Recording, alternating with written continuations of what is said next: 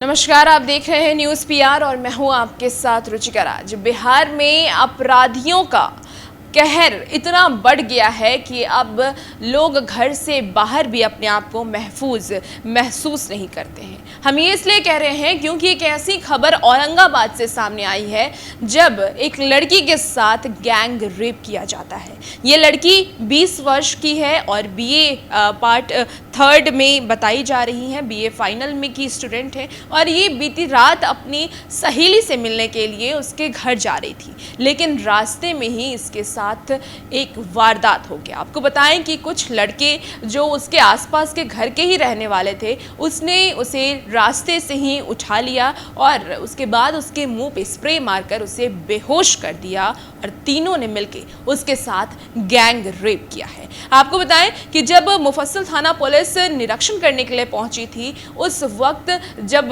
इस लड़की की आवाज़ को उन्होंने सुनी तो वो उसे उठा करके अस्पताल ले गए और एफआईआर भी दर्ज करवाई। दरअसल पीड़िता का भी बयान सामने आया है। उसने सारी जो वारदात हुई थी, किस तरीके से उसे उठाया गया घर से और कौन कौन लोग इसमें शामिल थे, उसके बारे में भी पीड़िता ने बताया है। हम आपको बताते हैं कि पीड़िता ने क्या क्या कुछ कहा है। तो पीड़िता ने बताया है कि शनिवार की रात पड़ोस के घर अपनी सहेली से मिलने जा रही थी। इस दौरान गांव के ही राहुल कुमार ने जबरदस्ती पकड़कर गाड़ी में बिठाया। इसके बाद किसी अनजान जगह पर ले गया और मेरे चेहरे पर स्प्रे मारकर मुझे बेहोश कर दिया। आंख खुली तो देखा कि मेरे सामने राहुल और उसका दोस्त अविनाश कुमार राम और पंकज राम थे।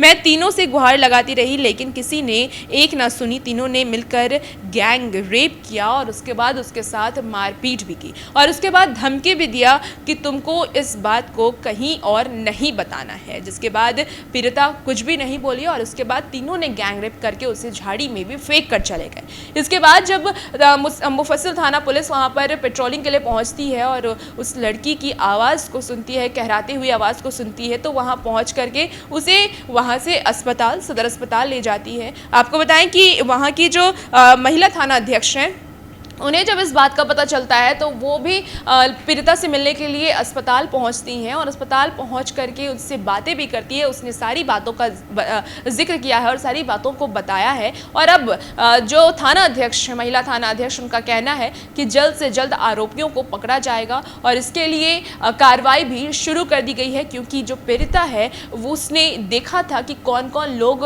उसका रेप कर रहे थे और इसीलिए उसने सारी चीज़ें जब बता दी हैं तो अब महिला थाना अध्यक्ष ने साफ तौर से ये कह दिया है कि अब जल्द ही इस पर कार्रवाई भी की जाएगी। लेकिन आप सोचिए कि सुशासन की सरकार में जहां नीतीश कुमार ये कहते नजर आते हैं कि लड़कियां सुरक्षित हैं या फिर अपराध कम हो रहा है, लेकिन अगर हम इससे कायदे से ज़मीनी स्तर से देखें तो ये कम होता नहीं दिख रहा है। आए दिन हमें इस तरीके की घटनाएं सुनने को मिलती है। कभी ट्रेन में किसी के साथ रेप कर दिया जाता है, कभी राह चलते लड़कियों को उठा लिया जाता है। फिर भी सुशासन की सरकार ये कहती नजर आती हैं कि हमारे राज्य में अभी भी अपराध कम है। लेकिन आप सोचिए कि कहां से अपराध कम है जब राह चलते एक लड़की को उठा लिया जाता है और उसके साथ गैंग रेप करके उसे फेंक दिया जाता है। अब देखने वाली बात यह होगी कि पुलिस ने इस मामले को तो ले लिया है और आश्वासन भी दिया है कि जल्द ही आरोपियों को पकड़ा जाएगा, लेकिन कितना जल्द आरोपियों को पकड़ा जाता है ये आगे देखने वाली बात होगी। और भी ऐसे तमाम खबरों के लिए हमारे साथ बने रहिए और देखते रहिए न्यूज़ पीआर। धन्यवाद।